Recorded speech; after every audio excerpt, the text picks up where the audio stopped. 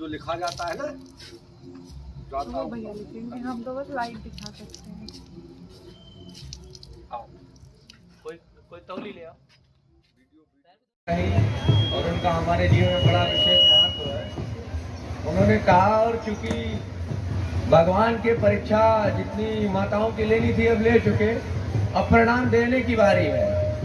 अब माँ जो 24 घंटे से जिसने जल ग्रहण नहीं किया है, भगवान भी उनकी ममता को स्वीकार करने में बाध्य हो रहे हैं। और अभी कुछ ही चंद मिनटों के बाद वो प्रकट होकर दर्शन देंगे और हमारी माताएं जो व्रत रह रही वो पूर्ण होगा। तो मनोहर जी ने कहा कि अंधेरे देख मुंह तेरा काला हो गया, ये अंधेरे देख मुंह तेरा काला हो गया, और मैंने आंखें खोल दी घर में उजाला हो गया। तो अभी वो उजाला होने की बारी आने ही वाली है।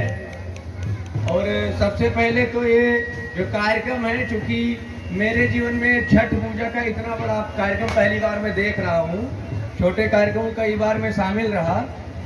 ये कार्यक्रम कराने के लिए जो लोग जिम्मेदार हैं, ये जो संस्था संपूर्ण नगर के कुछ प्रबुद्ध जनों, हमारे मीडिया के, हमारे सहयोगी साथियों द्वारा जो ये कार्यक्रम कराया जा रहा है, श्री माँ काली मंदिर सेवा ट्रस्ट, छठ सेवा समिति, आप सभी को बहुत बहुत आभार कि आपने एक ऐसा पर्व जिसकी बड़ी महत्ता है, छठ पर्व के बारे में अगर आप ऐतिहासिक तथ्य पे जाएं तो कई जगह कई बातें, कुछ एक स्पष्ट बातें नहीं हैं।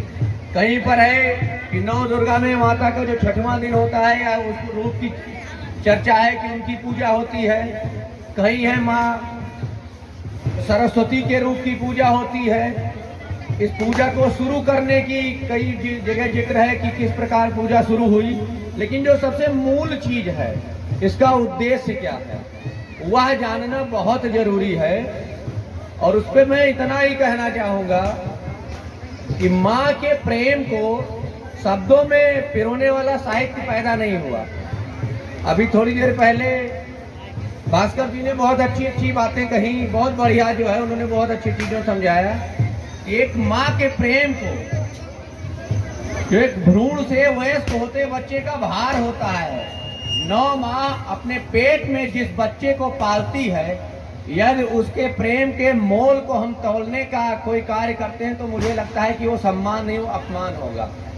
तो माँ के प्रेम को तौलने वाला ना कोई साहित्य है, ना कोई शब्द है।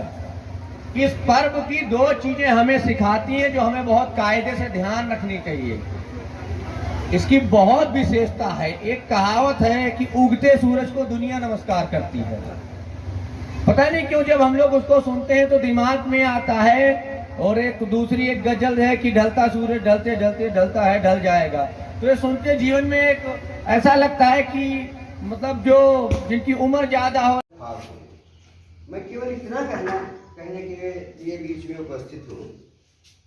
सबसे पहले तो आप इस संयमित मर्यादित आचरण में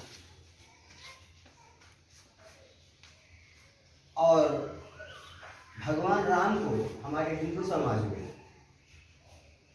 मर्यादा पुरुषोत्तम राम के नाम से,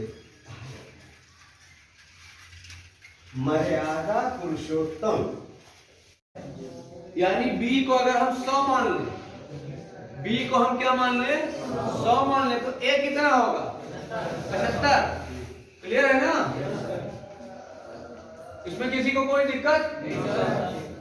तो अब जो ये कह रहा है इसमें मान रख दो 2b माइनस ए बटे ए।